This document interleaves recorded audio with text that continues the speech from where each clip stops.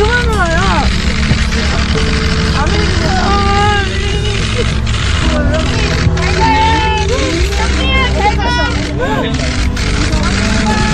조심히 가.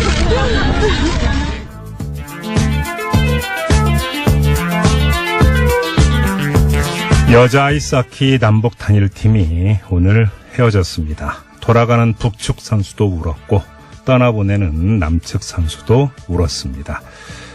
처음에는 서먹하고 밋밋했지만 끝은 진했고 뜨거웠습니다.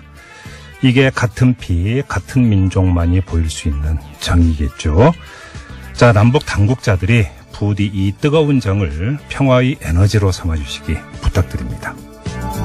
자, 첫 소식 시작해볼까요? 네, 당국자들이 이제 그 남북 간 선수들의 정을 좀 평화의 에너지로 삼아야 될 텐데요. 우리 측에서조차 뭔가 좀 정쟁으로 몰고 가는 모습들이 보이고 있습니다. 네네. 지난 토요일에 김영철 북한 노동당 중앙위원회 부위원장 겸 통일전선 부장을 비롯한 북한 고위급 대표단이 이제 우리나라에 왔죠. 그랬죠. 네. 자유한국당이 김 부위원장의 방안에 거세게 반발을 하고 있는데요. 김 부위원장이 내려온 그제는 북에서 서울로 내려오는 길목인 통일대교에서 밤샘 점거 농성을 벌였고요. 네네. 어제와 오늘은 서울 청계광장에서 장외 투쟁에 나서기도 했습니다. 뭐라고 외친 거예요? 네, 자유한국당은 시종일관 천안함 사건과 함께 이제 색깔론을 제기하고 있는데요. 네. 홍준표 대표는 김영철 부위원장이 통일대교가 아닌 우회로를 통해서 서울로 들어온 데 대해서 자신의 SNS에 이런 글들을 남겼습니다. 주적의 수괴, 이적행위, 친북 좌파 정권이라고 이제 공격을 했고요. 네. 김성태 원내대표는 오늘 아침 회의에서 자유민주주의 체제를 수호하기 위한 체제 전쟁에 나설 수밖에 없다 이렇게 말을 했습니다. 네네. 오후에 청계광장에서 열린 규탄 대회에서도 문재인 정부를 친북이라고 규정하는 등 비슷한 이야기를 이어갔습니다. 네. 여기에다 이제 바른미래당도 목소리를 보태고 있는데요.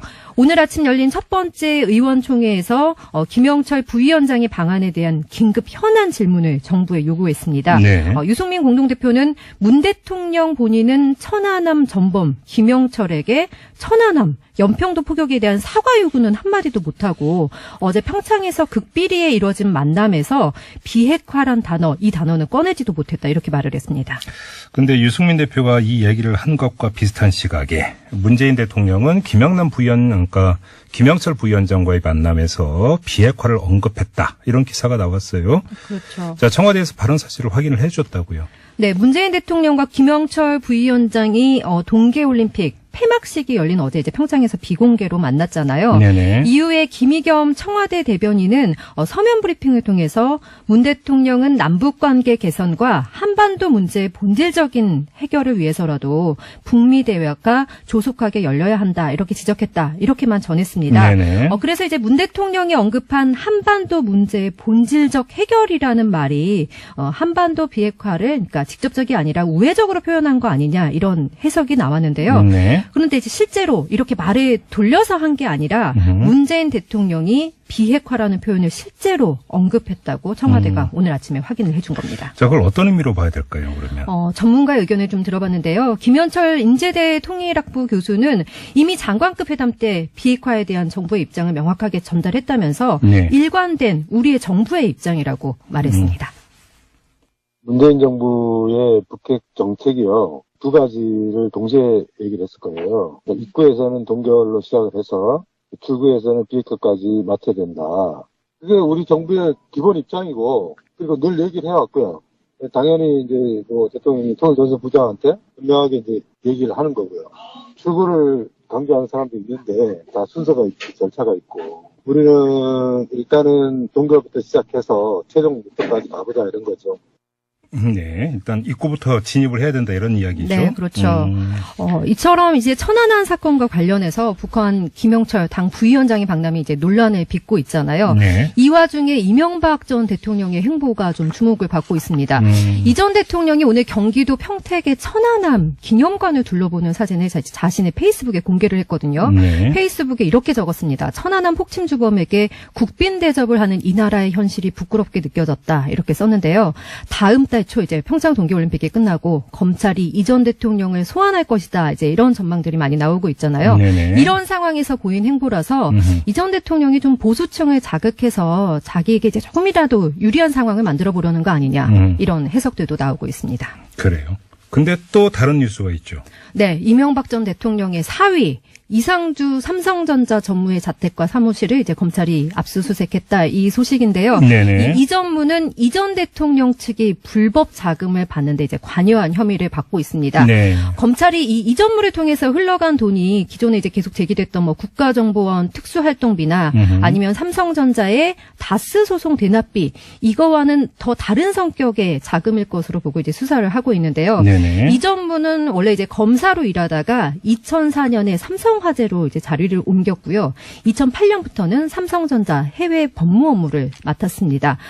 그리고 이제 검찰이 다스 실소유주 의혹과 관련해서도 어제는 이제 이전 대통령의 아들 시영 씨도 참고인 신분으로 불러 조사를 했습니다. 네네. 검찰은 또 이제 시영 씨가 내곡동 사저 부지매임 자금을 마련하기 위해서 이전 대통령의 큰형이죠. 이상은 씨에게 빌렸던 6억 원이 MB의 차명 재산일 가능성도 조사하기 위해서 네. 조만간 이제 이상은 씨도 참고인 신분으로 조사할 계획이라고 하는데 이제 사위도 부르고 있고 아들도 부르고 있고 네, 형들도 계속 부르고 있네요. 네. 이 건 관련해서 두 개 좀 체크 포인트가 있는 것 같아요. 하나는 소환 조사한 검찰 파트가 어딘가를 제가 봤더니 서울중앙지검 특수 2부더라고요. 네. 특수 2부면 지금 다스 BBK를 수사하고 있는 것은 첨단 범죄 수사 일부니까 그렇죠.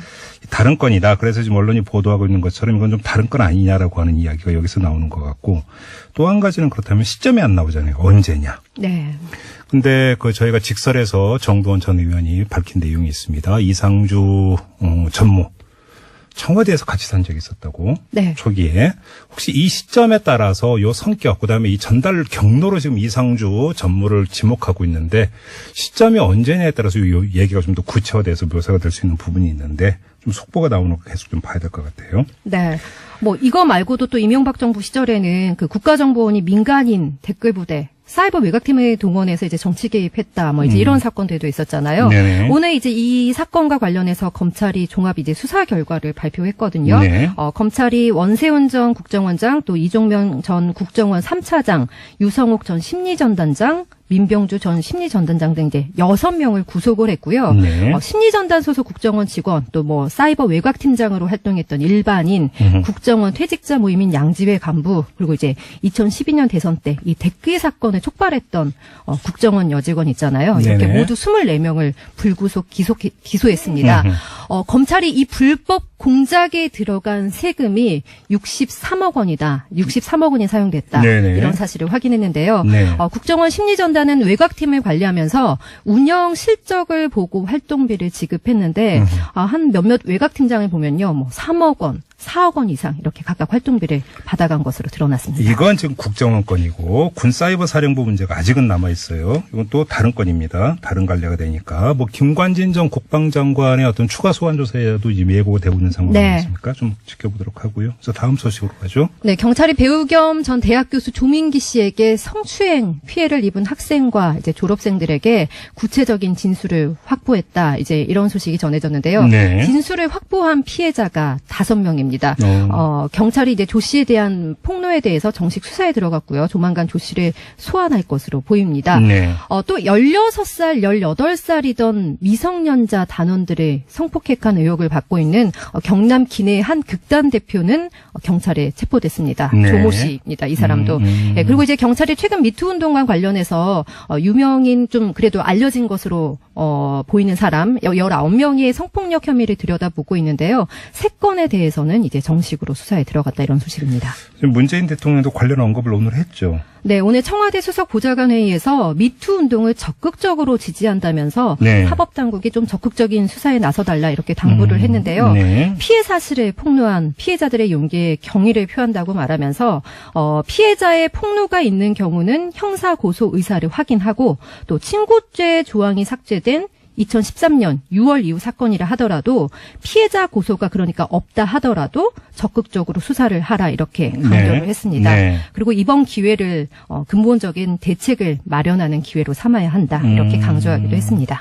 그런데 이 성폭력 신고를 도운 여경을 사찰한 사건에 대해서 경찰청이 조사를 한다 이런 소식도 있네요. 네, 이것도 이제 지난주에 전해졌던 소식인데 경남경찰청에서 후배 여경의 이제 성폭력 피해를 도와줬다가 2차 피해를 당한 여경이 있었습니다. 네. 이 해당 여경이 내부 고발자로 찍혀가지고요. 음해성 소문에 시달리고 뭐 이제 또 다른 경찰서로 발령까지 받았는데요. 아이고, 예. 경찰청 감찰 결과에서 이런 사실이 이제 확인이 됐습니다. 그런데도 이제 성희롱 가해자가 오히려 이제 신고를 더운 이 여경을 다른 건에 끌어들여가지고 이제 보복성으로 직무유기로 고발을 했고요. 네. 이 여경에 대한 부정적인 여론을 담은 보고서까지 작성을 한 겁니다. 이제 네. 굉장히 스트레스에 시달렸다고 하는데요. 원래 이제 진상조사를 위해서 경남경찰청이 나설 계획이었는데 뭐 객관성과 공정성을 담보할 수 있겠냐 이렇게 시민단체의 비판이 있었고요. 네. 경찰개혁위원회 이제 권고도 있어서 경찰청에서 직접 조사에 나서기로 했다 이런 소식입니다. 이거 처리를 보면은 경찰의 어떤 수사 의지를 단박에 알 수 있겠군요. 그렇죠. 그렇죠? 네.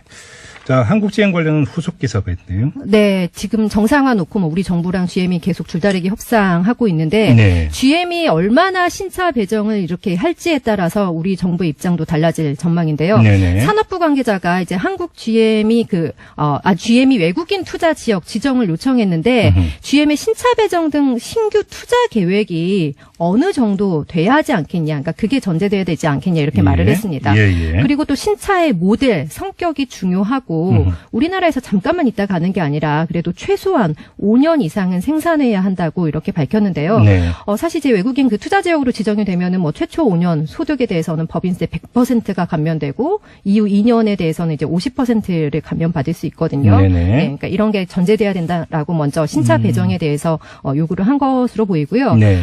GM이 또 이제 신차 배정과 관련해서 인건비 문제도 관련지을 것으로 보이는데요. 그런데 이제 임단협이 이루어질지는 미지수입니다. 네. 한국 GM이 이제 내일 오후에 군산 지역 결의 대회를 열어서 군산 공장 폐쇄에 항의하고요. 또 모레는 광화문에서 금속노조 결의 대회를 예정입니다. 그렇군요. 자, 한 소식만 더 전해주시죠. 네, 일본 시마네현 버스와 정류장에 독도가 일본 땅이라고 광고한 포스터가 부착된 것으로 나타났습니다. 네. 한국 홍보 전문가 서경택 성신여대 교수가 이제 이런 광고를 일본 내각관방이 만들었는데 이번이 처음이 아니고 2016년에 도쿄 지하철에 이제 부착이 되기 시작했고요. 네. 지난해는 규슈의 뭐 신칸센 열차 그리고 오키나와 지하철에도 등장을 해서 논란을 빚었습니다. 네. 그러니까 일본 전역으로 독도는 일본 땅이라고 홍보한 이 포스터가 확대되고 있다는 얘기인데요. 네. 서 교수도 이 해당 포스터의 내용을 바로잡은 독도는 한국 땅이다 이런 파일을 만들어서 SNS로 확산시키고 있다고 합니다. 점입 가경 끝이 없네요. 네. 근데 그만하랍니다. 입 아픕니다. 네. 자, 양아란 기자와 함께했어요. 수고하셨습니다. 네, 고맙습니다. 평창 동계올림픽이 모든 일정을 마무리하고 어젯밤에 폐막이 됐죠. 아마도 이분이 노심초사하면서 평창 동계올림픽 기간을 관장을 해오시지 않을까 싶었는데요. 그래서 어젯밤이 특히나 꿀맛 같지 않았을까 싶은데, 자, 이분 연결하겠습니다. 최문순 강원지사 연결합니다. 여보세요. 네, 안녕하십니까. 예, 안녕하세요. 오랜만입니다. 고맙습니다. 그나마 어제는 좀 긴장을 푸셔도 됐을 것 같은데 어떻게 편안히 주무셨습니까? 네, 어제 뭐 우리 스태프들하고 한잔하고 아주 푹 잤습니다. 오랜만에. 네. 한 잔만 하신 거죠? 네. 네. 어떻게 자평하세요? 그러니까 뭐 외신 이런 데에서는 가성비 끝판왕 올림픽이었다 이렇게 평가하던데. 네, 뭐 이렇게 저희들이 이렇게 뭐 자랑해서 말씀드릴 건 아니고 비교적 이제 좋은 평가를 받고 있어서 뭐 큰 다행이라고 생각하고 있고 다만 아직 이제 패럴림픽이 남아 있기 때문에 그렇죠. 저희들은 이제 너무 일찍 샴페인을 터뜨리지 않도록 극도로 조심하고 있습니다. 그래요. 뭐 패럴림픽까지 끝내야 사실 모든 게 끝났다고 봐야 되는 거겠죠. 그렇습니다. 네. 네. 그럼에도 불구하고 이제 동계 올림픽에 대해서는 여러 가지 좀 짚을 점이 좀 있을 것 같은데요. 사실은 초기에는 네.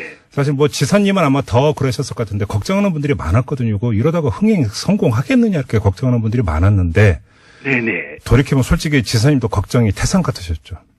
네, 그렇습니다. 뭐 지금하고 비교해 보면 뭐 극적인 반전이라고까지 말씀드릴 수 있겠는데요. 네. 저도 오늘 아침에 이제 바흐 IOC 위원장이 가면서 송별식을 간단히 했습니다. 예. 네, 뭐 상당히 IOC 내부에서 이 올림픽을 연기하거나 취소해야 되는 거 아니냐 이런 주장까지 있었다고 합니다. 저도 깜짝 놀랐는데요. 예, 내부에서 그렇게까지 이제 심각하게 외부에서는 받아들였던 모양입니다.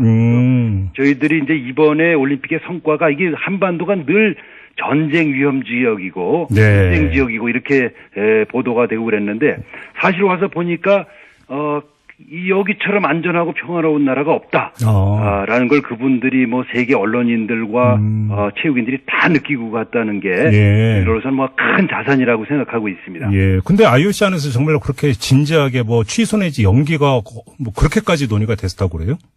글쎄요, 저도 그 말로 하시는 걸 듣고 깜짝 놀랐는데요. 예. 다만 이제 그게 일부러 공개되지는 않았었는데 이렇게 잘 끝내고 나니까 그러니까요. 그런 일도 있었다 이렇게 이제 오늘 얘기를 한 겁니다. 이게 성공적으로 끝나니까 이런 얘기도 나오는 거죠, 사실은. 그런데 네네 그렇습니다. 지사님이 보시기엔 그러면 반전의 터닝 포인트는 어디였다고 보세요?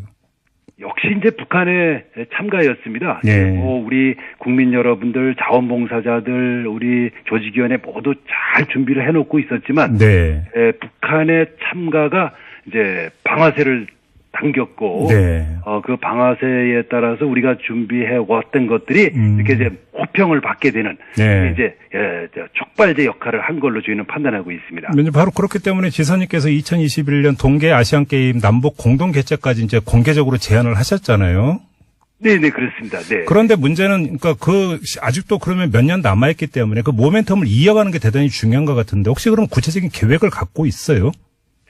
그게 이제 제가 좀 공개적으로 말씀드린 이유가 원래 국제대회는 한 4년 전부터 결정이 됩니다. 그렇죠. 그러니까 이미 결정이 됐어야 되는데 그 대회는 지금 아시안게임, 동계아시안게임은 이제 일본, 중국, 한국 셋이서 돌아가면서 하다 보니까 이제 누가 하려고 그러는 데가 없었죠. 저희들이 이제 빨리 결정을 해야 되는데 앞으로 3년밖에 안 남았습니다. 그래서 남북이 공동 개최하는 것이 어떠냐 하는 것을 안을 내고 제가 어제 이제 북한의 체육상이 여기 와 있다 오늘 떠났는데 김일국 체육상을 만나서 이것을 좀 적극적으로 검토를 해달라 이렇게 얘기를 했고요. 저희가 이제 북한에 가는 길을 만들어서 이걸 공식적으로 제안하는 절차를 밟도록 하겠습니다. 이후 그러면 이제 그 절차에 들어간다는 말씀인데 어떤 절차가 이제 진행이 되는 겁니까? 우선 이제 우리 도 내부 의사결정을 거쳐야 되고요. 또 문화체육관광부, 통일부 이런 데하고도 전부 의사결정을 거쳐서 체육회를 거쳐서 의향서를 제출하게 되겠습니다. 근데 이게 지금 단일팀 구성과는 성격이 다른 거잖아요. 동시 개최는. 그러면 예를 들어서 북한 같은 경우도 일부 경기장을 개방을 해야 되고 선수들에게만 개방하는 게 아니라 이제 관광객들 이런 사람들도 모두 개방을 해야 되는데 그렇습니다. 네. 현실적으로 이게 여러 가지 어려움이 있지 않겠습니까? 이게 한국전쟁 이후에 처음으로 하는 시도이기 때문에. 그렇죠. 우리도 여태 해보질 않았고.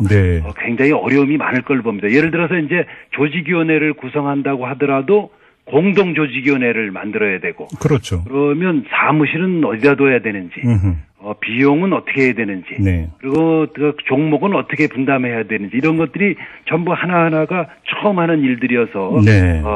쉽진 않을 것 같은데. 또 그만큼 가치가 있어서 작은 통일 연습을 한번 해보는 훈련을 한번 해보는 의미도 있을 걸로 생각하고 있습니다. 관련해서 그 평창이 열리기 직전에 지사님께서는 그 축구 교류도 이제 언급을 하신 적이 있지 않습니까? 그럼 만약에 이 공동 개최가 실현된다는 전제하에 계속 붐업을 시켜야 되고 그 모멘텀을 이어가기 위해서 다른 별도의 체육 교류라든지 이런 프로그램도 갖고 있는 건가요? 그렇습니다. 이제 이걸 우리가 올림픽 이후에 올림픽 기간에 이루어졌던 이제 휴전과 대화가 좀 계속 이어져야 되지 않겠느냐. 근데 지금은 다른 분야는 전부 닫혀 있고요. 유일하게 열려 있는 분야가 바로 이 스포츠가 되겠습니다. 그리고 특히 이제 우리 강원도는 그런 점에 있어서 다른 데보다는 조금 더 여유가 있어서 저희들이 4월에 열리는 평양에서 열리는 마라톤 대회가 있습니다. 거기에 이제 100명이 참가할 예정이고요. 강원도 소속 선수들을 말씀하시는 겁니까, 그러면? 선수하고 이제 아마추어. 시민들하고, 네네. 그래서 김종배 앵커께서도 가서 뛰시려면 같이 가셔도 되겠습니다. 마라톤은 자신이 없어서 100m는 모르겠는데. 조금 연습하셔서 같이 가시죠. 그 다음에 또 6월 달에는 우리가 늘 해오고 있는 유소년 축구 대회를 평양에서 열기로 했습니다. 그래서 합의가 된 겁니까? 네, 합의가 이 두 대회는 합의된 상태가 되겠습니다. 그래요. 자, 근데 이거 평창 그 올림픽 기간 동안 내내 가져왔던 궁금증이 하나 있는데요. 남북 간의 교류가 있으면서 응원단, 선수단 이런 그 북쪽 인사들이 주로 경의선 육로를 이용해서 오지 않았습니까? 근데 여기서 아주 단순한 궁금증이었던 게 네네. 금강산 육로 관광 코스 동해선 육로가 있잖아요. 네네네. 왜 이거는 개방이 안 됐던 거예요, 이번에? 거기도 일부 개방은 됐습니다. 여들이 이제 마식령 스키장에서 공동 훈련을 했습니다. 예. 남북의 스키 선수들이 그래서 거기에 저희 관계자를 비롯해서 네. 선수들이 가서 네. 마식령 스키장이 도대체 어떻게 생겼는지 코스 길이는 몇 미터인지 네. 그다음에 호텔은 쓸만한지 이런 걸 이제 확인해 보고 왔습니다. 그래서 예. 전부 코스도 굉장히 좋고 네. 호텔도 좋다. 이래서 이제 2021년 동계 아시안 게임을 마식령 스키장하고 분산 개최하는 것이 가능하겠다. 네. 이런 판단을 하게 된 것입니다. 그 만약에 공동 개최를 한다면 동해선 육로도 완전히 개방이 되는 겁니까, 그러면? 그렇습니다. 이제 그 기간 동안에는 완전히 개방 공동 주최를 하게 되니까 네. 언론이라든지 네. 관광객이라든지 이제 오고 가야 되니까요. 예. 부분적으로 개방을 서로 하게 될 거예요. 바로 그래서 다시 한 번 여쭤볼게요. 근데 이번에는 왜 그러면 그 북측 선수단이 내려오고 이럴 때는 거기를 이용을 안 했던 거예요, 그러면? 그거는 이제 뭐 남북 간의 합의에 따라서 그렇게 이게 아마 결정된 걸로 알고 있는데요. 군사 문제 이런 것 때문에 정확한 내용은 그 점에 대해서는 저도 잘 모르겠습니다. 왜냐하면 이제 거의 경의선 육로 통해서 KTX 타고 이동과 니은자로 이동을 했는데 동해선 육로 이용은 바로 직선인데 왜 이용을 안 했을까 싶어서 궁금해서 이 지사님 인터뷰 꼭 좀 한번 여쭤보려고 했어요.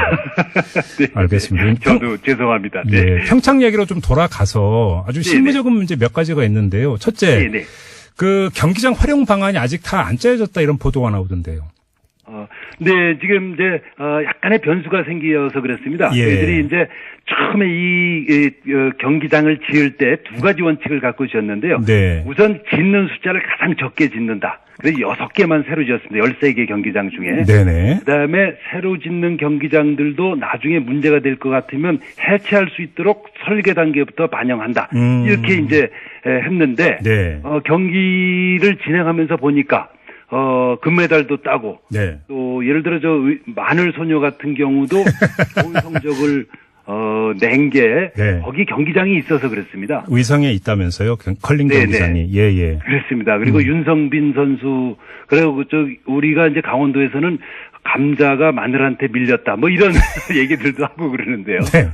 네. 또 윤성빈 선수 같은 경우도 이제 스켈레톤에서 처음으로 금메달을 딴 게 우리 경기장이 있어서 그렇습니다. 물론 예. 선수들도 굉장히 노력을 했지만요. 그래서 조금 비용이 들더라도 그걸 유지하는 게 어떻겠냐. 비용이 이렇게 크게 들질 않습니다. 그 기술들이 뭐 어마어마하게 큰 게 아니기 때문에요.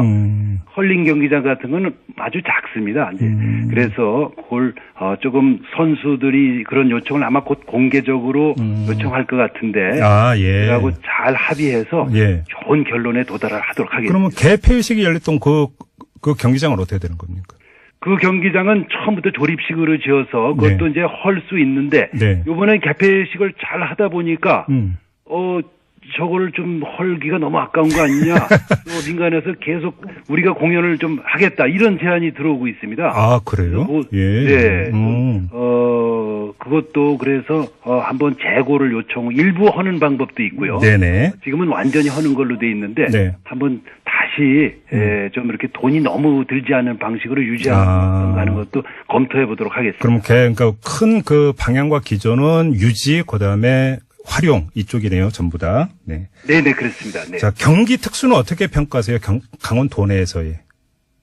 우리 이제 경기는 뭐 한 전체 관람객 숫자하고 문화올림픽 숫자에서 그 지역에 오신 분들만 지금 150만 명 정도로 수용하고 있는데요. 이제 큰 호텔이라든가 콘도라든지 음식점들은 이렇게 굉장히 특수를 누렸습니다.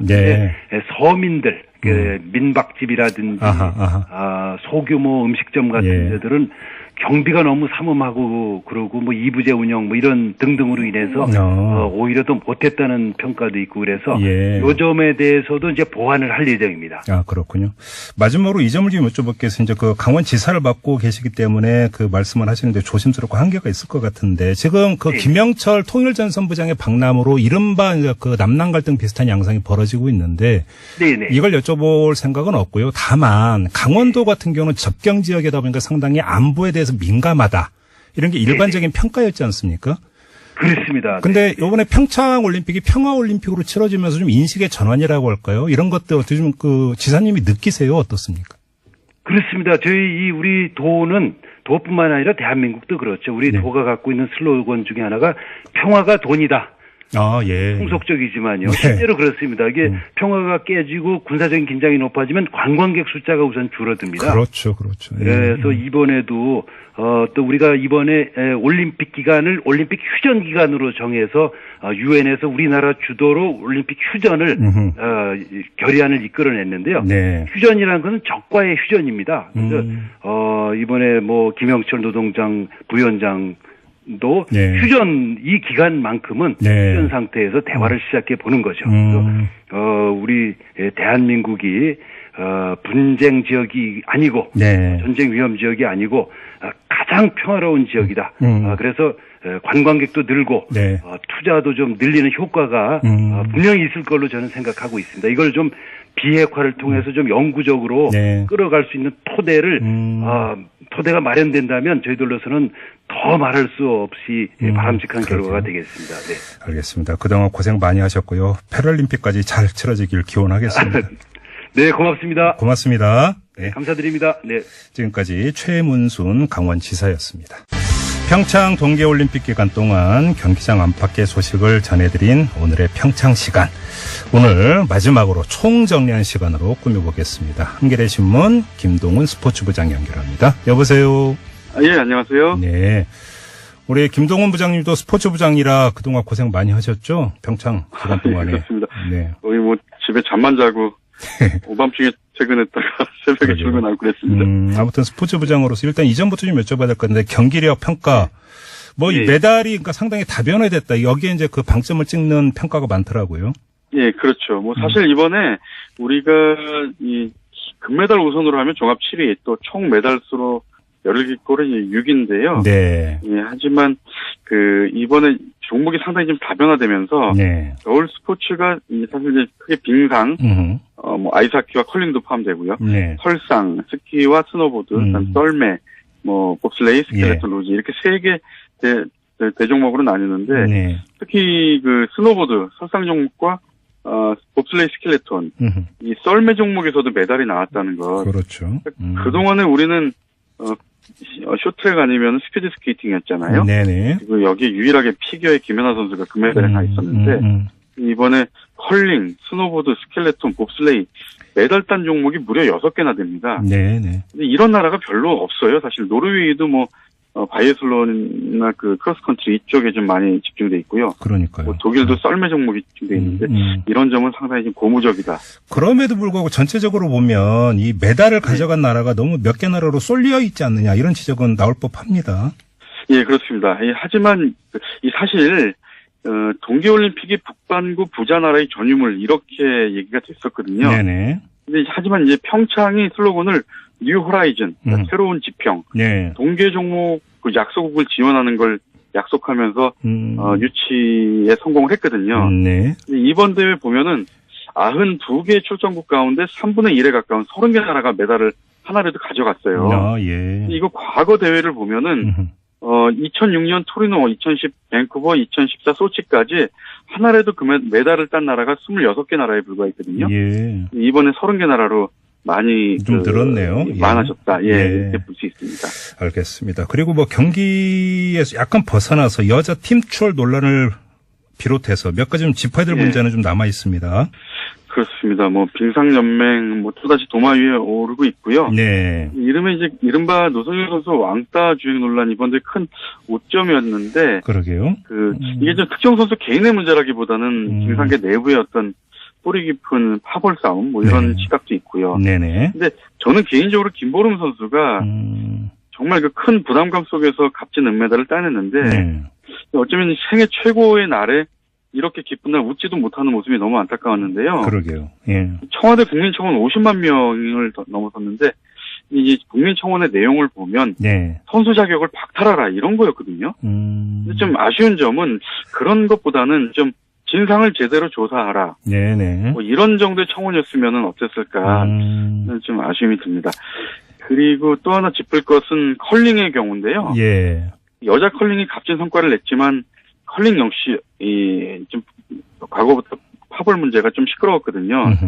근데 이런 걸 떨치고 우리 여자 컬링이 잘해줬지만 네. 이 경기장인 강릉 컬링센터가 보수와 정비 문제 때문에 우리 대표팀이 훈련을 제대로 못했어요.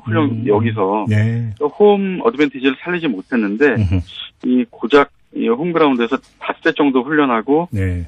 이렇게 좋은 성과를 냈습니다. 아무튼 방금 전에 그 연결했던 최문순 지사에게 이제 그 가성비 끝판왕 아니냐 회계 얘기 여쭤보니 예. 회계 장부를 잘 공개를 안 하시더라고요. 그 예. 김동훈 부장님 어떻게 지금 계산하고 계십니까? 우리 사실은 3천억 정도 이 적자가 예상됐던 대회였거든요. 네. 근데 지금 그 흑자가 아닐까 이렇게 조심스럽게 예상이 되고 있는데요. 엄청 잘한 거 아닙니까, 그러면? 예, 그렇습니다. 역대 올림픽 개최 중에서 흑자를 낸 데가 몇 군데 안 돼 손에 꼽을 정도예요. 그러니까요. 근데, 예. 예, 근데 사실 여기에다가 그 최순실 일가의 그 국정농단 여파 때문에. 그렇죠. 기업들이 올림픽 후원에 소극적이었거든요. 네네네. 그리고 그래서 이제 적자 올림픽 불가피하지 않나 이렇게 예상을 했었고. 네. 국민들 관심도 사실 좀 기대에 못 미쳐서 흥행에 비상이 걸렸었는데. 네. 이렇게 흑자 올림픽이 가능하게 만든 원동력이라 그럴까요? 일단 작년 5월에 새 정부가 들어서면서 국정이 좀 안정화되면서 예. 기업이나 공공기관의 후원이 굉장히 많이 늘어났어요. 네네네. 그러니까 조직이 후원금 목표액이 9,400억. 근데 이게 어떻게 가능할 거냐. 달성이 사실상 어렵다 이렇게 봤거든요. 네.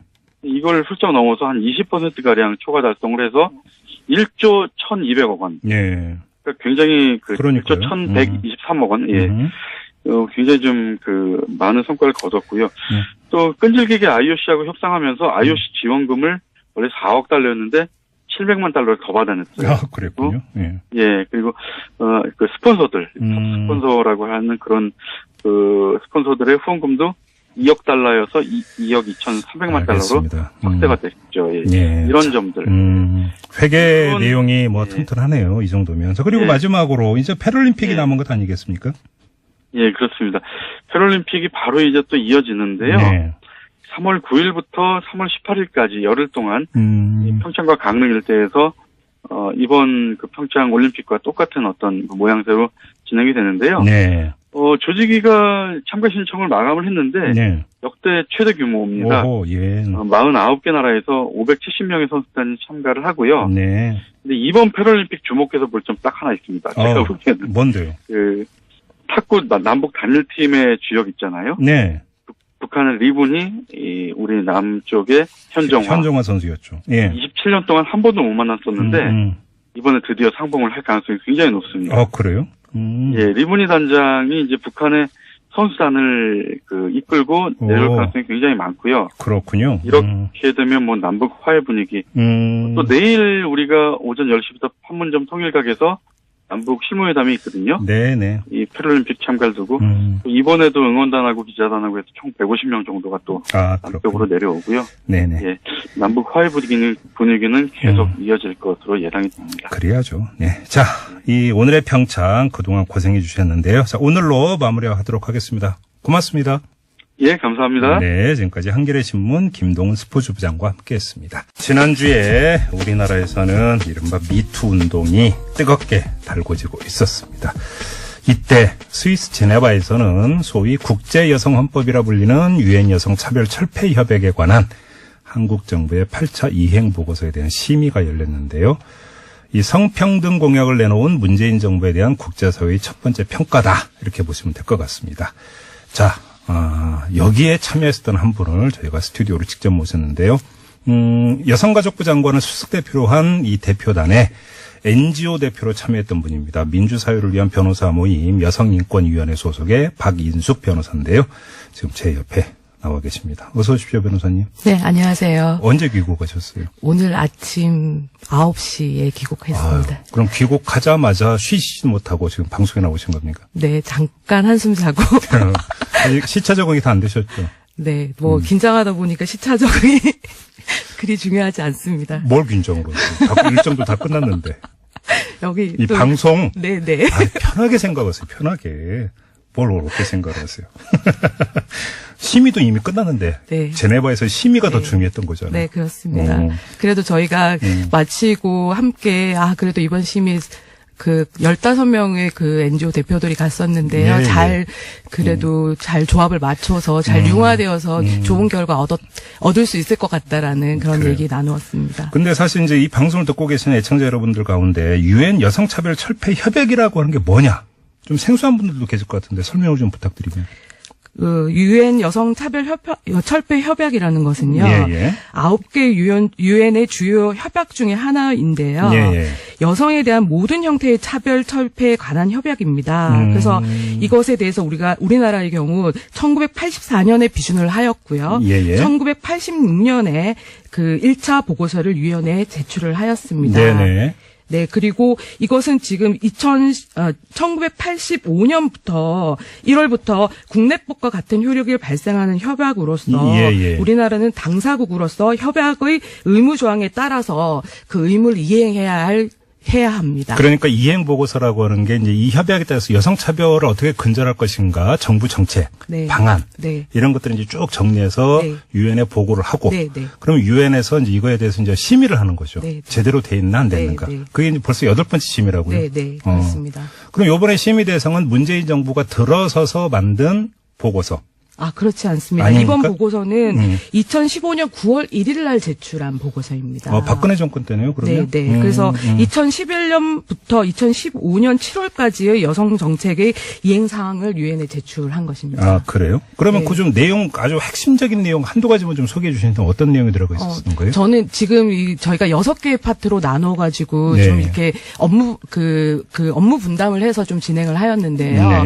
제가 중요하게 맡았던 부분은 성폭력 부분이었습니다. 그래서 가장 중요하게 했던 것이 실제로 강간죄에 있어서 지금 강간죄에 있어서 우리 폭행 협박을 구성 요건으로 하고 실제로 그것을 적용함에 있어서 저항이 불가능한 정도의 폭행 협박을 요구하고 있어서 실제로 가해자들이 처벌되지 않는 경우가 많고 욕고소되는 경우들이 많아서 그런 부분에 대한 문제 제기도 하였고요. 네. 그러니까 성폭행으로 법률적으로 판단하는 요건이 너무 까다로워가지고 오히려 피해자들이 법이 보호를 못 받는 이런 미비점이 있다.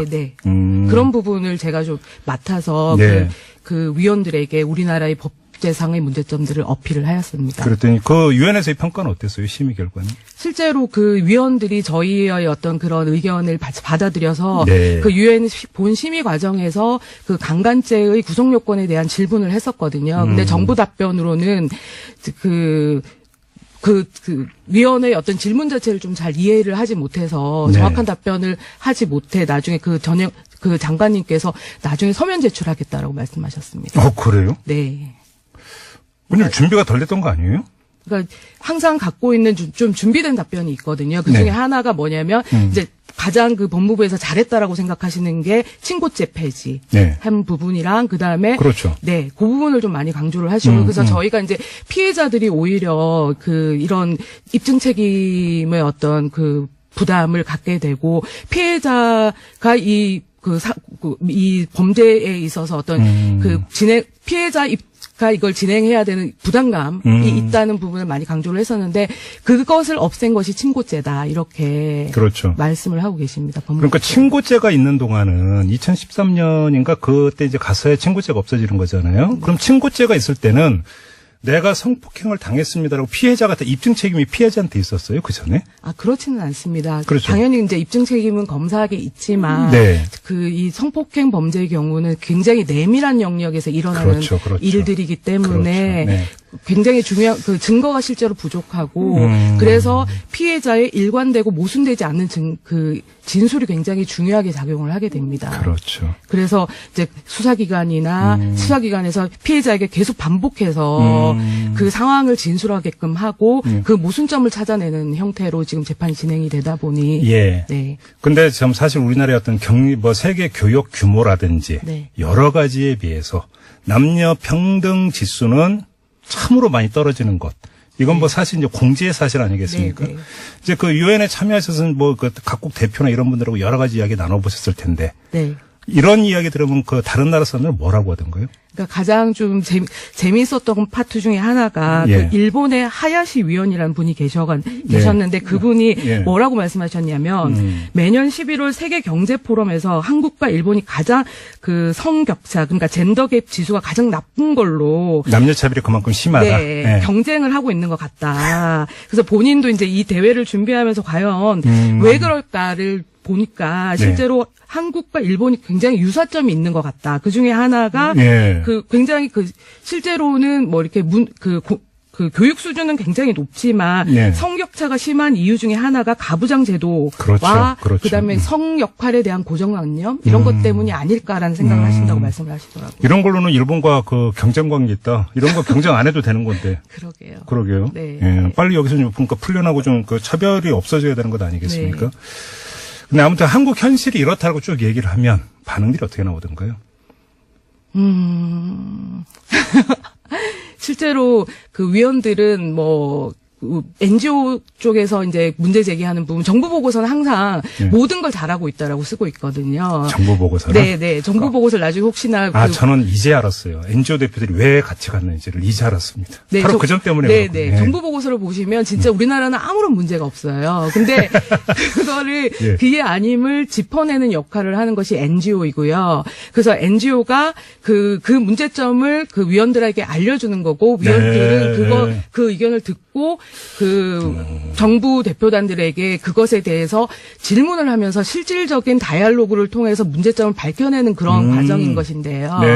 실제로 이 가장 큰 문제는 뭐냐면 그 정부 대표단으로 참여하신 분들이 그 실질적 다이얼로그를 시도하시는 게 아니라 늘 그 정부 보고서에 있는 내용을 각자 맡은 파트 별로 이렇게 준비를 해오셔서 그대로 읽고 계신다는 거죠. 잠깐만요. 근데 저는 여기서 한 가지 의문점이 드는 게 그럼 정부 대표의 상당 부분은 여성가족부라든지 이쪽 분들 아닐겠어요? 8개 부처가 같이 있습니다. 다른 부처도 있으니까 여성가족부 공무는 좀 다를 거 아닙니까? 그래도 조금 마인드라 아닙니까? 지금 표정이 왜 그러세요?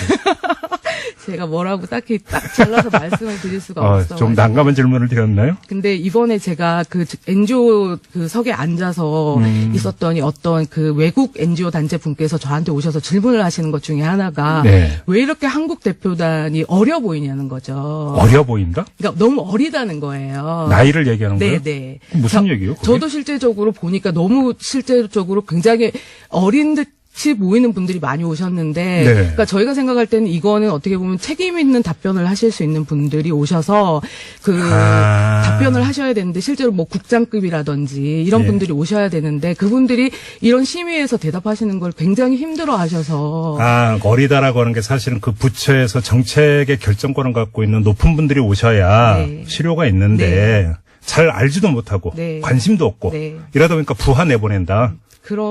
그렇게 말씀드릴 수 있을 것 같습니다. 이건 기본 접근법부터가 그런 문제네요, 그러면. 그러니까 정부 보고서는, 제출된 정부 보고서는 이미 위원들이 읽고 오셨기 때문에 그것을 반복하는 건 큰 의미가 없거든요. 그래서 NGO가 그 제기한 문제점에 대해서 위원들이 그것을 질문했을 때 그에 대해서 실질적인 답변을 하시고 어떻게 하겠다라고 말씀하실 수 있는 분들이 오셔서 답변을 하셔야 되는데 그렇지 못했다는 거죠. 이제 그럴 때 NGO 대표분들이 이제 그 말씀을 해주시는 거고. 근데 저희는 실제로 본심의 과정에서는 저희는 발언권이 없습니다. 그래서 본심의 전에 저희가 위원들에게 여러 가지 뭐 오랄 그 브리핑이라던가 런치 브리핑이라는 어떤 과정을 통해서 저희의 의사를 전달을 하는 것입니다. 그렇군요.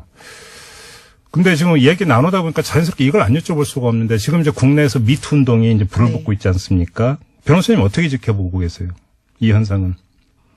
실제로 많은 여성들이 이 성폭력 범죄에 노출이 되어 있다라는 것은 누구나 다 알고 있는 사실이라고 생각을 합니다. 근데 그것을 말할 수 없는 사회, 신고할 수 없는 사회에 저희가 네. 살고 있는 건데요. 네.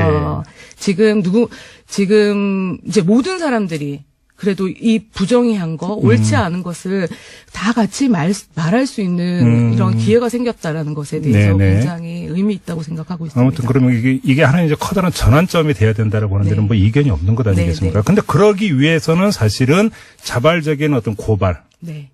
폭로 이런 것도 중요하지만 사실은 정부 마인드도 중요한 거잖아요. 네, 네. 여기서 아직은 좀 준비가 덜 돼 있다 이런 평가시고. 정부는 그래도 지금 이번에 그 문재인 정권에서는 이 성폭력 범죄를 근절하기 위해서 다양한 노력을 할 거다라고 네. 말씀을 하고 계신 것 같아요.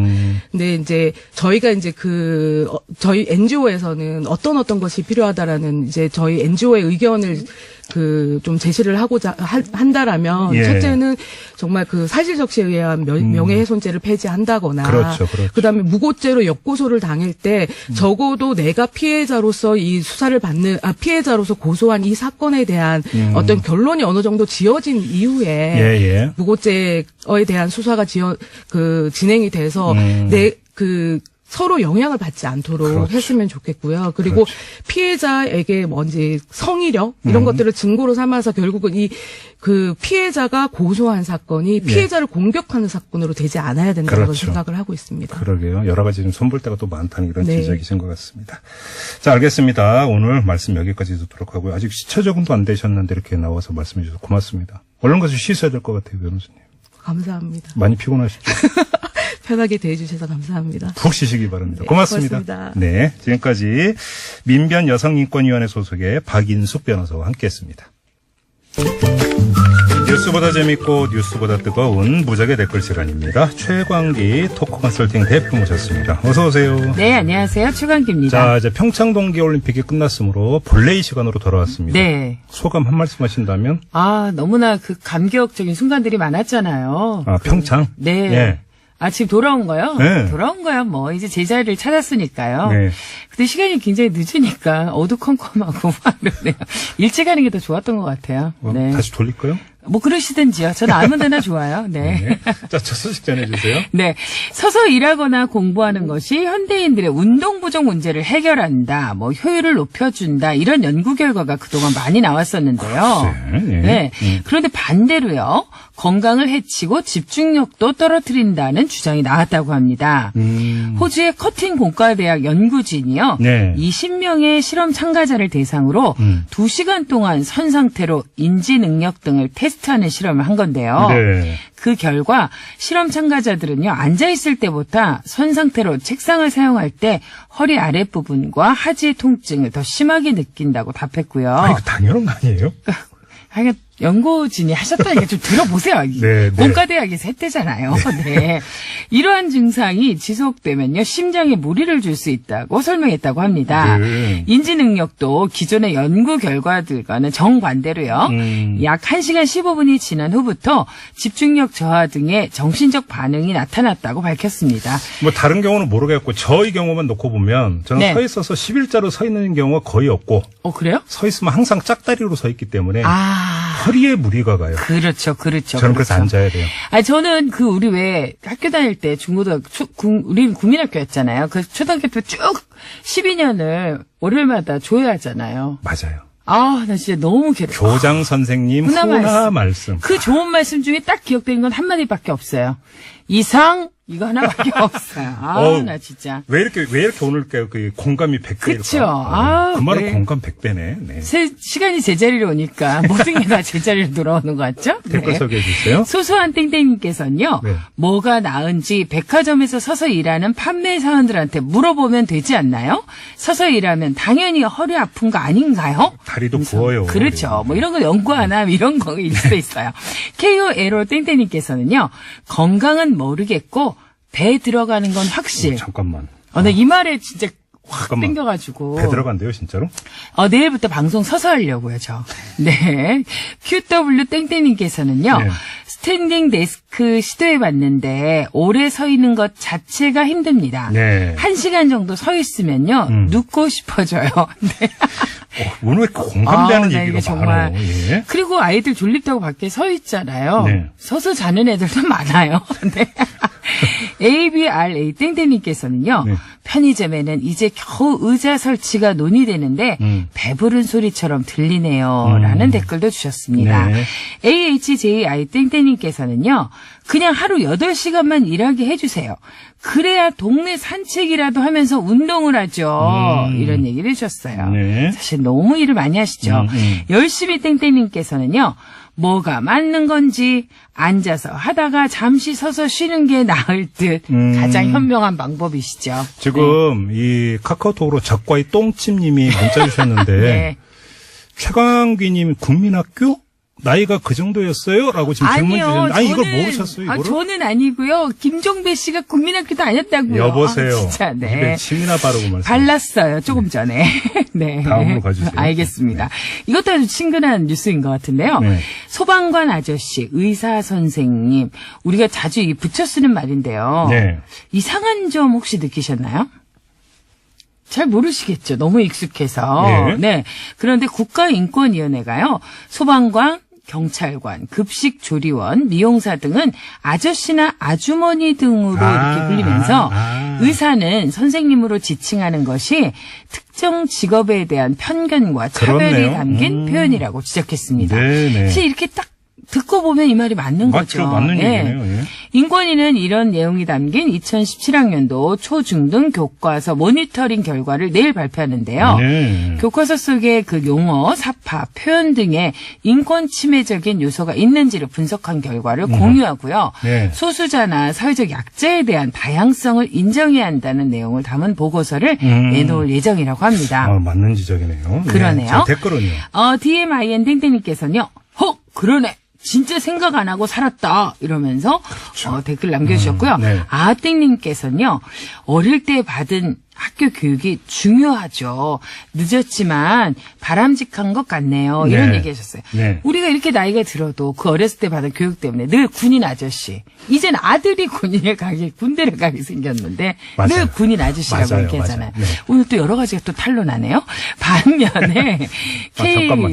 네네. 지금 그 8124님이 네. 종배영님은 소학교 아니었어요? 라고 여보세요. 아, 네. 진짜 왜 이러나. 소학교예요. 종배영님은 초등학교. 서당 다니셨어요. 서당. 네. 왜 방송에서 자, 가짜뉴스 양산하고. 저기 시골에서 서당. 가짜뉴스는 안 된다니까. 알겠어요. 그게 거기가 거기죠, 뭐. KXX 땡땡님께서는요. 네. 경찰관 아저씨, 소방관 아저씨가 더 친밀감 있지 않나요? 그만큼 우리 일상에서 밀접하다는 표현이라고 생각했는데, 라는 또 의견도 있으셨어요. 네. 뭐 정서적으로는 이런 말도 또 맞을 것 같아요. CSTR 땡땡님께서는요. 누가 뭘 어떻게 부르는가가 중요한 게 아니라 사회적으로 낮은 처우를 받고 묵묵히 일하는 사람들에 대한 처우 개선을 논하는 게 중요하다. 네. 이런 얘기를 해주셨습니다. EAGL 땡땡님께서는요. 소방관님, 의사님, 선생님, 경찰관님 다 님으로 통일하자. 이런 얘기도 해주셨어요. 이것도 좋은 아이디어예요. 그렇죠. 그럼요. 아니 저도 이렇게 보면 다른 말 다 좋은데요. 꼭 이렇게 기분 나쁘게 일부러 아줌마 이렇게 부르는 분들이 있어요. 누가? 있어요 그런 분들. 네. 그럴 때 보면 괜히 이렇게 맞죠. 그런데도 화가 확 나요 진짜. 알겠습니다. 최강기님이라고 불러주세요. 저는 아니죠. 네 알겠습니다. 김종배님. 네 지금까지 무적의 댓글 최광기님과 함께했습니다. 수고하셨어요. 네 김종배님 내일 뵙겠습니다. 네. 좋으네요 이런 거. 원재랑 경제랑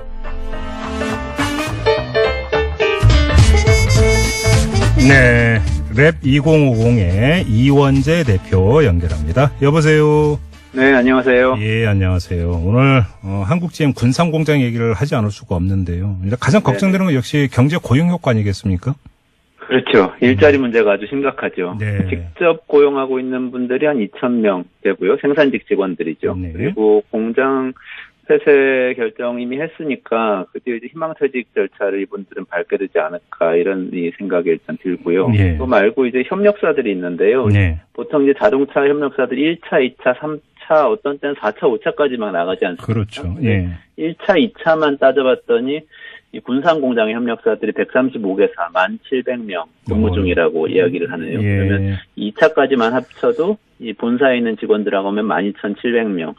대략 3차, 4차 협력업체들까지 생각을 해보면 15,000명 2만 명 정도가 영향권에 그렇죠. 들지 않겠냐 이런 이야기를 이제 지역에서는 하고 있고요. 네. 지역의 자영업자분들도 타격을 입죠. 이분들은 뭐 노동자들이 해고되고 그러면 소비가 줄기 때문에 자영업자들 타격을 많이 입을 것이고 군산에선 이게 사실 뭐 엎친 데 덮친 격인 게요. 작년 7월에 현대중공업 조선소가 문을 닫았었거든요. 네. 여기서도 협력업체 일자리 7,000곳 정도가 영향권에 들었었는데 이게 지금 자동차, 중공업 연달아서 이렇게 공장이 문을 닫으면 군산 인구가 27만 명인데요. 직간접적으로 일하는 분들이 인구의 10% 가까이 그리고 가족들까지 합치면 뭐 20%, 30%까지도 될 수 있겠어요. 참 걱정이에요. 근데 아무튼 이제 책임 문제를 두고 공방이 계속되고 있는데 한쪽에서는 귀족 노조가 문제라고 그러고 한쪽에서는 돈을 빼간 GM 본사가 문제라고 그러고 어떻게 봐야 되는 겁니까? 한국 GM이 계속해서 적자였던 것은 맞고요. 최근에 몇 년간 적자였고. 네. 군산 공장이 특히 최근에 공장 가동률이 20%까지 떨어지면서 굉장히 부진했던 건 사실이죠. 근데 그렇죠. 그걸 두고 한쪽에서는 노동자들이 너무 연봉을 많이 받아가서 경영이 어려워졌다고 하고 다른 쪽에서는 GM 본사가 한국 GM에다가 돈을 빌려주고 고이자 그렇죠. 대출해주고 이자를 5% 이상 받는 그런 금리 놀이를 해가지고 그것 때문에 경영이 어려워졌다 이렇게 얘기도 하는데요. 네. 사실 일단 노동자 연봉은 큰 관련이 없고요. 그 GM 본사가 좀 빼갔다는 것도 그런 부분이 좀 있을 수는 있겠지만 결정적인 건 아니라고 봅니다. 일단 노동자 처우 쪽은요. 한국 GM이 스스로 뭔가 자동차를 개발해서 생산해서 스스로 판매하는 곳이 아닙니다. 그렇기 때문에 이걸 이렇게 잘 생각해 봐야 되는데요. 한국 GM은 글로벌 GM, 그러니까 미국에 있는 본사에서 배정해주는 물량을 그대로 생산만 하는 겁니다. 그렇죠. 네. 그래서 그거를 직접 시장에 갖다 파는 게 아니기 때문에 생산량 배정을 본사에서 안 해주면은 그냥 적자가 나는 겁니다. 배정을 안 해준 게 이제 적자의 원인이 되는 거예요. 그렇죠. 자체적으로 노동자들이 일을 열심히 안 해서 이런 문제가 아니고요. 근데 배정을 어느 정도로 안 해줬냐면은 이게 한국 GM이 한국에서 전체적으로 이 126만 대 차량을 2016년에 판매를 했었는데요. 네. 이 중에서 85%가 수출이 되는 것이었거든요. 예. 사실 특히 군산 공장이 거의 100% 수출을 해서요. 예. 유럽 시장의 쉐보레 자동차를 군산 공장에서 주로 전적으로 생산을 했었습니다. 2011년에 26만 대를 생산을 했었거든요. 그런데 유럽 시장에서 GM 본사가 쉐보레를 철수를 해버리면서 2016년에 3만 4천 대, 그러니까 26만 대에서 5년 만에 3만 4천 대로 생산량 배정을 완전히 줄여버렸어요. 그러니까 자체적으로 뭔가 돈을 벌 수 있는 구조가 아니었습니다. 그러니까 이거는 GM 자체의 이 생산량 배정 문제로 봐야지 노동자들의 연봉 문제나 이런 걸 볼 것은 아닙니다. 그러면 왜 생산력 배정을 못 받은 걸까요? GM 본사 전략이 바뀌었기 때문인데요. 예.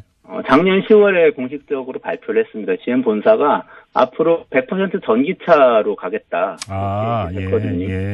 2023년까지 20개 종류의 전기차 신차를 내놓겠다. 이렇게 얘기를 했고요. 그러면 100% 전기차라는 거는 내연기관 자동차에서는 철수하겠다는 그런 이야기인데요. 그렇죠. 지금의 엔진 자동차가 내연기관 자동차죠. 네. 한국에서 생산하는 자동차는 100% 내연기관 자동차입니다. 네. 그러니까 전체적으로 봤을 때 이 회사 전체의 전략상 한국에서의 생산량을 줄일 수밖에 없게 되는 거죠. 네. 거기다가 또 뭐가 있냐면요. 지금 이 자동차 내연기관 자동차 생산 자체도 기술 변화가 막 일어나면서 스마트 공장이니 뭐니 해서요. 소비자들이 있는 현지에서 생산을 하는 방향으로 좀 바뀌고 있습니다. 그래서 중국하고 미국으로만 계속해서 집중을 하고 있어요. 그러다 보니까 우리나라뿐만 아니고 최근에 인도네시아나 호주 같은 데서도 GM 공장들이 다 철수를 했고 그러다 보니까 한국도 사실은 시간 문제인 거지 전기차도 생산하고 있지 않고 우리가 중국도 아니고 미국도 아닌 한 결국에는 이 문제를 맞닥뜨릴 수밖에 없게 됐던 그런 이 상황이었다고 볼 수 있습니다. 결국은 이제 자기들 필요해서 버리는 거잖아요. 한마디로 정리를 하면. 그렇죠. 예. 아무튼 이거에 대해서 지금 따질 거 이전에 역시 문제는 고용인데 지금 일각에서는 한국 GM 군산 공장이 폐쇄되면 전기차 공장을 세우자 이렇게 이야기하는데 이건 어떻게 보세요? 네, 국가에서 투자해서 세우자는 얘기도 나오고요. 예. 노동자 기업으로 만들자 이런 얘기도 나오는데요. 예. 방향은 맞습니다. 방향은 이제 지금 이미 내연기관 자동차에서 전기차로 기술이 넘어가고 있거든요. 예. 중국이 최대 자동차 구매 국가인데요, 전 세계에서. 네. 지금 내년부터 자동차 판매의 10%를 의무적으로 전기차에 할당하게 빼야 한다. 이런 커터제를 시행하기로 예고를 하고 있습니다. 예. 그리고 인도 같은 경우가 그 다음 중국 다음에 이제 구매자로 떠오르고 있는데 예. 여기는 2030년부터 내연기관 자동차 금지한다고 발표를 했습니다. 그리고 독일의 경우에도 독일이 자동차 강국 아닙니까? 이번에 메르켈 총리가 연정을 구성 못해서 어려움을 겪고 있는 게 기민당, 집권 기민당하고 녹색당 사이에 이야기가 잘 안 돼서 그런데요. 예. 녹색당의 주장은 내연기관 자동차를 완전히 금지하자입니다. 그러다 보니까 이 굉장히 큰 정치적 블록이 그런 주장을 하다 보니까 연정이 잘 안 되게 돼서 이제 정치적 위기가 온 건데요. 그게 전체적으로 내연기관 자동차를 환경 문제 때문에 일단 금지를 하고 전기 자동차로 넘어가는 그런 분위기니까 전기 자동차 하자는 이야기 자체는 맞습니다. 그런데 그 전기 자동차 공장을 세우면 지금 자동차 공장 노동자가 그 공장에서 일할 수 있느냐, 이거 완전히 다른 문제. 잠깐만요. 그러면 전기차 생산 공장 고용이 확 줄어든다는 얘기인가요? 그런 이야기인 거죠. 왜 그러냐 하면 전기차 생산 공장이 일단 굉장히 앞선 기술로 자동화된 공장이기도 하고요. 그리고 기존의 자동차 공장처럼 노동집약적인 그런 곳이 아니고요. 말하자면 배터리 공장 같은 곳이 되는 겁니다. 전기차라는 것은 엔진이 달린 자동차라고 이해하시면 안 되고 일종의 커다란 스마트폰이라고 이해를 하셔야 됩니다. 전자 제품이기 때문에 대체로 자동차 산업이 그 고용 효과가 굉장히 높죠. 전자 산업은 그렇지 않거든요. 이런 차이가 있습니다. 그리고 게다가 제일 결정적으로는 자동차 공장에서 일하던 사람이 바로 스마트폰 공장에서 일할 수 있냐, 이 문제가 있는 거죠. 그 사람들의 문제는 바로 해결이 안 됩니다. 그래서 업무 내용이 달라져 버린다 이런 말씀이시네요. 그렇죠. 근데 이게 사실 군산만 겪을 문제가 아니고 우리나라 전체가 겪을 문제죠. 이렇게 내연기관 자동차들이 이런 식으로 바뀌면 우리도 어차피 산업 전체가 현대자동차든 뭐 이런 1등 기업들도 전기자동차나 그 다음 세대 자동차로 넘어가야 되는데 그러면 이 고용 문제가 똑같이 이 전국적으로 일어날 가능성이 높은 거죠. 이게 이제 지난주, 지지난주 계속 이어서 이원지 대표가 말씀해 주셨던 이른바 AI에 기반을 둔 4차 산업혁명 이야기, 그 연장선상에서 이해를 해야 되는 거군요. 이렇게 되면. 그렇습니다.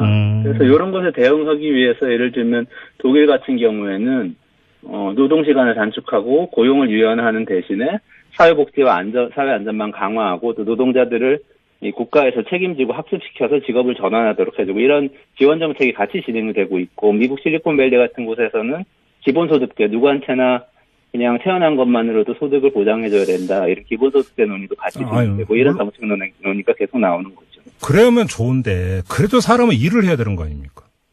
그렇죠. 그래서 결국에는 일자리를 만들어야 되는데요. 문제는 기존 제조업에서 이제 나오기가 어렵다.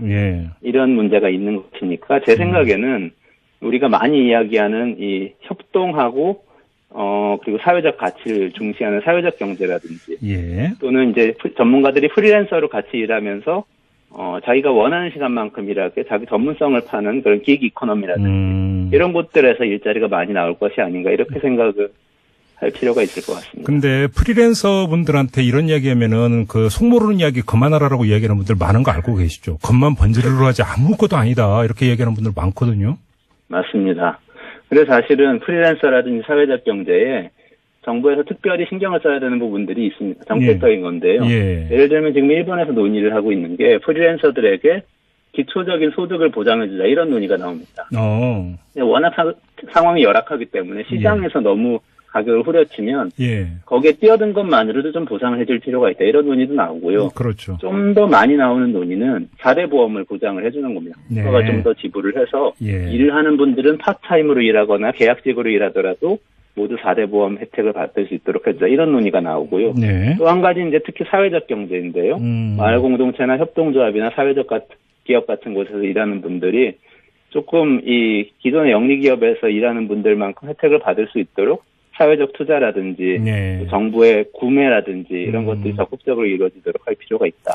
이런 방향으로 생각해 볼 필요가 있습니다. 그러니까 4차 산업 이야기하면 산업이 어떻게 재편되냐, 노동이 어떻게 재편되느냐 이야기만 하지만 사실은 사회가 어떻게 재편돼야 되느냐 이게 핵심 문제라는 얘기잖아요. 간단히 정리를 하면. 그렇습니다. 그러니까 소수의 시스템 운영자들은 이제 아주 효율적으로 아주 앞선 기술을 가지고 사회를 운영할 텐데 네. 다수의 보통 사람들이 어떻게 할 거냐. 그렇죠. 그거는 사회적 경제나 기기 이코노미처럼 좀 사회를 위해서 자유롭게 일하면서도 좀 생계 고통을 받지 않도록 일하도록 해줘야 된다 이런 이야기입니다. 알겠습니다. 그러니까 이원재 대표의 말씀을 들으면 들을수록 거대한 전환기에 지금 접어들고 있는 게 아니라는 느낌을 계속 받게 되네요. 자, 완전한 경제랑 오늘은 여기까지 하겠습니다. 고맙습니다. 네, 감사합니다. 네, 지금까지 랩 2050의 이원재 대표였습니다. 네, 강양구 이과전담 기자 모셨습니다. 어서 오세요. 네, 안녕하십니까. 강양구입니다. 자, 오늘 어떤 이야기 펼쳐주실 계획이십니까? 네, 혹시 소설이나 영화로 유명한 프랑켄슈타인 아시죠? 당연히 알죠. 이거 모르는 사람이 있나요? 네, 프랑켄슈타인, 머리는 상고머리에. 네네. 귀에는 나사가 꽂혀 있고. 네, 보통 이제 그런 이미지로 연상이 되죠. 얼굴은 수만 군데 꿰맨 자국이 있는. 네네, 그렇습니다. 그런데 네. 올해가 프랑켄슈타인이 탄생한 지 200년이 되는 해라고 합니다. 아, 그래요? 네네. 오. 저도 이제 이게 아마 원작이 소설 아니었나요? 네, 그 메리 셀리라고 하는 네. 영국 작가가 1818년 1월 1일에 그래요? 네, 영국 런던에서 이제 이 소설을 당시로서는 이제 젊은 여성, 그때 20살이었다 그래요, 메리 셀리가. 그래요? 네, 그러니까 20살의 여성 작가가 예. 굉장히 괴기스러운 소설이잖아요. 그렇네, 진짜. 네, 그러니까 이런 소설을 발표하는 게 약간 추문이 될 수 있어서. 아, 추문? 네, 추문이 될 수 있어서 네. 이제 실명으로는 발표하지 못하고 익명으로 펴냈다고 합니다. 이때는 그러니까 익명이기보다는 필명. 필명도 아니고 그냥 진짜 익명으로. 아, 그래요? 네, 익명으로 펴냈었다고 그래요. 네. 이제 어쨌든 간에 그래서 1818년에 소설 프랑켄슈타인이 나온 지 이제 올해로 딱 200년이 되는 해라고 합니다. 그렇네요. 네, 그렇습니다. 근데 사실 이제 이 프랑켄슈타인 같은 경우는 소설을 읽지 않아도 이제 그런 내용이지 하고 생각하실 분들이 많잖아요. 그렇죠. 예, 일단 소설도 유명하고 또 1910년에 최초로 영화로 만들어졌다고 그래요. 아, 이렇게 일찍 만들어졌어요? 네, 영화. 네, 1910년에 최초로 영화로 만들어지고 나서 지금까지 이제 수많은 할리우드 영화나 드라마로 만들어졌기 때문에 이제 많은 분들이 이제 알고 계시는데, 네. 근데 또 막상 대화를 나눠보면은 오해를 하고 계시는 분들이 또 꽤 있으시더라고요. 무슨 오해요? 그러니까 예를 들어 프랑켄슈타인을 괴물 이름으로 알고 계세요. 에이, 그건 알죠. 아, 그래요? 네. 박사 이름이죠, 박사 이름. 네, 맞습니다. 프랑켄슈타인은 괴물 이름이 아니라 네. 괴물을 만든 과학자인 그 소설 속의 빅터 프랑켄슈타인에서 따온 것이고요. 잠깐만, 이건 아는데 그러고 보니까 그 괴물 이름이 뭐였죠? 있었나요? 괴물 이름이 없어요. 아, 없죠? 네. 그러니까 어쩐지 기억이 없어. 괴물은 그냥 괴물이에요. 그냥 우리가 흔히 아는 무명시. 네, 그렇습니다. 옛날 국어 교과서에 보면 나오는 무명시. 네네. 그러니까 이것도 이제 굉장히 흥미로운 이제 소설 속 설정인데, 네. 정작 이제 괴물을 만든 프랑켄슈타인은 프랑켄슈타인 박사고, 네. 또 이제 제가 좀 약간 자료 조사를 해보니까, 모델도 있었대요. 프랑켄슈타인 박사는. 아, 실제 모델. 실존 인물을 모델로 삼았다고? 네네, 그렇습니다. 예. 그러니까 이제 그 메리 셀리라는 분과 이제 같은 시대를 살았던 영국의 과학자 중에서 네. 험프리 데이비라고 하는 과학자가 있었대요. 어허. 근데 이제 험프리 데이비가 독학으로 화학을 공부하고 나서 일단은 꽃미남이었다고 합니다. 네. 말솜씨도 달변이고, 그래서 이제 약간 과학 좀 아는 당대의 훈남 스타였던 거죠. 예. 네, 그래서 이제 이 훈남 과학자의 강의를 들으려고 특히 당시에 이제 귀부인들이 굉장히 줄을 섰었는데 그 그래요? 강의에 이제 열성 팬 중에 하나가 바로 이 메리 셀리였다고 그래요. 아, 스토리가 그렇게 되는 거군요. 네, 그렇습니다. 예. 그러니까 이제 험프리 데이비라고 하는 당대의 과학자를 이 소설 속 프랑켄슈타인 박사의 이제 모델로 삼아서 이 소설을 이제 만든 거죠. 근데 이야기를 지금 꺼내시는 이유가 뭐예요? 아, 그러니까 네. 이제 프랑켄슈타인 탄생 200년이 되었는데 네. 과연 그 소설 속 설정이 오늘날의 관점에서 봤을 때 어떻게 평가할 수 있을지를 한번 과학적으로 따져보자고 제가 이 소설 얘기를 가지고 꺼냈습니다. 따져야 돼요? 한번 따져보자고요. 불가능한 얘기 아니에요? 아니, 재밌어요. 근데 사실은 불가능하지 않습니다. 하나씩 따져보면은. 아, 그래요? 네. 하나씩 한번 따져볼게요. 예. 일단은 이게 소설 속의 큰 설정은 여러 시체를 짜깁기 해서 이제 몸을 만든 다음에 그렇죠. 한 사람의 머리를 이식하고 최종적으로 생명의 기운을 불어넣어서 이제 그 괴물이 탄생을 하는 거잖아요. 생명의 기운은 아마 전기죠. 전기죠. 네, 맞아요. 그렇습니다. 예. 근데 그렇다면 이제 하나씩 따져보기를 네. 일단은 타인의 장기를 짜깁기 해서 이식하는 건 더 이상 특별한 일이 아니잖아요. 그건 지금도 하고 있으니까. 네, 그렇습니다. 그러니까 1950년에 처음으로 신장 이식이 이루어진 다음에 네. 간, 심장, 췌장, 소장 또 그러다 장기뿐만 아니라 인체를 이루는 기관의 대부분을 지금 이식을 받을 수 있고요. 그래서 요즘에는 장기 이식 자체가 문제가 아니라 오히려 장기 확보가 문제죠. 인공장기까지 지금 얘기하죠. 네, 그렇죠. 인공장기 얘기도 있습니다. 예. 그러니까 이제 아예 그냥 이제 인공적으로 장기를 만드는 일도 있고 네. 또 한편에서는 이제 줄기세포 이런 예. 얘기도 많이 하잖아요. 그렇죠, 그러니까 이제 인간 배아에서 뽑아낸 줄기세포는 이론상으로는 인체의 어떤 조직으로는 분할을 할 수 있기 때문에 네. 예를 들어서 그 줄기세포를 배양해서 뭐 소장이나 대장이나 위 이런 것으로 이제 분화하도록 유도하면서 자연스럽게 뭐 맞춤형 장기 같은 걸 키우자. 네. 뭐 이런 식의 이제 발상을 가지고 연구를 진행하는 과학자들이 이제 세계 곳곳에 꽤 많이 있고요. 차라리 이럴 바에는 복제 인간이 더 빠른 거 아니에요? 네, 이제 그런 얘기까지 나오는데 예. 실제로 이제 그 제가 이 사이언스 뉴스에서는 이런저런 일정이 안 맞아서 다루지 않았습니다만은 네. 1월 25일에 중국에서 세계 최초로 원숭이 복제에 성공을 했었어요. 이게 상당한 의미가 있는 거라면서요? 네, 상당한 의미가 있습니다. 이게 일단은 과학사 쪽으로 보면 96년에 세계 최초로 포유류 양을 복제한 데 이어서 이게 아마 영국에서 저는 네, 영국에서 그때 어마어마한 뉴스였는데. 네, 돌리죠, 돌리. 예. 그리고 20년 만에 이제 영장류 복제에 성공한 건데 영장류는 아무래도 인간이랑 가장 유전적으로 가깝잖아요. 그러면 인간 복제도 이제 시간 문제다 이런 네, 이야기인가요? 그렇습니다. 그래서 이제 제가 몇몇 과학자분들한테 조심스럽게 한번 여쭤봤어요. 예. 그랬더니 중국에서 원숭이 복제가 성공할 수 있었던 데는 다른 이유가 있는 것이 아니라 실험 재료로 사용할 원숭이가 중국에 풍부했기 때문이래요. 이게 무슨 얘기예요, 이 이야기가? 그러니까 전 세계 실험용 원숭이의 90%를 지금 중국에서 공급하고 있다고 합니다. 그러니까 또 그 얘기는 거꾸로 그만큼 실패율도 높았다는 네, 실패율도 높았다라는 거죠. 그렇죠. 근데 어쨌든 중국에서는 그 풍부한 실험 재료가 네. 계속적으로 공급이 가능할 수 있었기 때문에 다른 나라를 제치고 영장류 복제에 성공할 수 있었던 중요한 이유라고들 얘기를 하더라고요. 네. 근데 사실 인간 복제도 같은 맥락에서 생각을 해볼 수 있을 텐데 사실 저는 멀쩡한 과학자가 인간 복제를 시도하리라고 생각하지 않아요.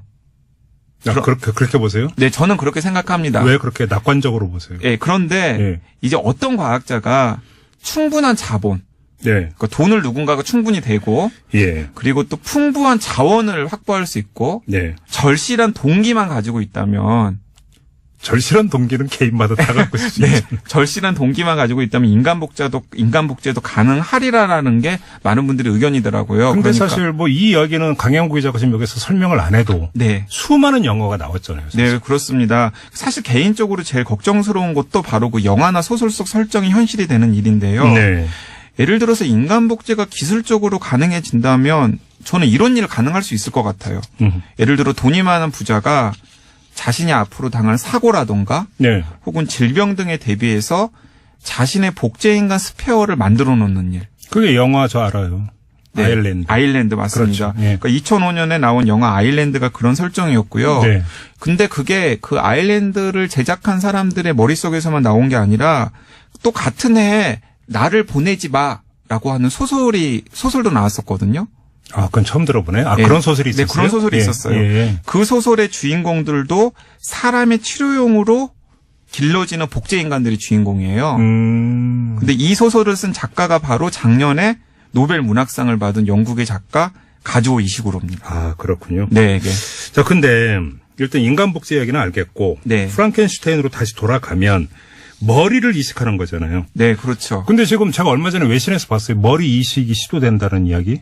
네. 맞습니까? 맞습니다. 제가 이제 그 얘기도 이제 오늘 이제 같이 이제 나눠보려고 준비를 해가지고 왔는데요. 예. 사실 그 머리 이식이 프랑켄슈타인 때도 그랬고 그 이후에도 많은 사람들의 좀 괴기스러운 상상력을 자극하나 봐요. 아, 잠깐만, 저는 있잖아요. 네. 그게 설령 기술적으로 가능해도 네. 해야 되는 거예요?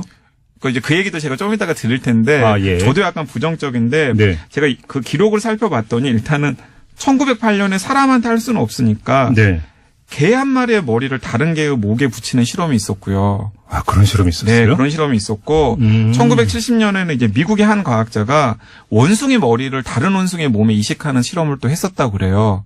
아, 있었구나. 근데 네. 성공했어요? 그건 어느 정도 성공을 했고요. 아, 생존을 한 거예요? 며칠 생존을 한 것으로 기록이 남아 있습니다. 그래요? 근데 이제 그러다가 이제 예. 그 이탈리아 의사 가운데 이제 세르지오 카나베로라고 하는 의사가 있는데 네. 바로 그 의사가 아까 말씀하신 그 주인공이에요. 2013년에 인간 머리 이식 수술을 자기가 성공을 시키겠다라고 네. 공개리 이제 기자회견을 가졌습니다. 그리고 나서 몸을 못 쓰게 된 자원자를 받고 또 이 수술을 후원해줄 후원자들을 찾는 이제 공개 퍼포먼스를 했었는데요. 네. 근데 이제 세르지오 카나베로라는 이탈리아 의사가 작년 11월 18일에 이 중국의 과학자랑 협업을 해가지고 네. 중국이 자꾸 등장하는 것도 굉장히 흥미로운데. 그렇네요. 네, 중국의 과학자 협업을 해가지고 18시간의 수술 끝에 세계 최초로 시신의 머리를 이식하는데 성공했다고 발표를 했습니다. 살아있는 건 아니죠? 살아있는 건 아니죠, 당연히. 그래서 이제 과학자들이 이것은 살아있는 사람에게 한 것이 아니기 때문에 성공했다고 보기는 무리라고 일축을 했는데 일단은 이 세르지오 카나베로는 자기는 계속 머리 이식을 추진하겠다라고. 근데 여기서 발표했습니다. 당연히 윤리적인 문제, 법률적인 문제가 제기될 수 있잖아요. 당연하죠. 왜냐하면은 아까 이제 저도 이제 약간 부정적이다라고 말씀을 드렸는데 네. 당장 나올 수 있는 질문이 이런 질문입니다. 그러니까 한 사람의 머리에 이식할 비교적 건강한 시신이라면 네. 그 시신에서 여러 장기를 기증을 한다면은 네. 그 장기가 필요한 여러 사람들을 살릴 수 있잖아요. 그렇죠.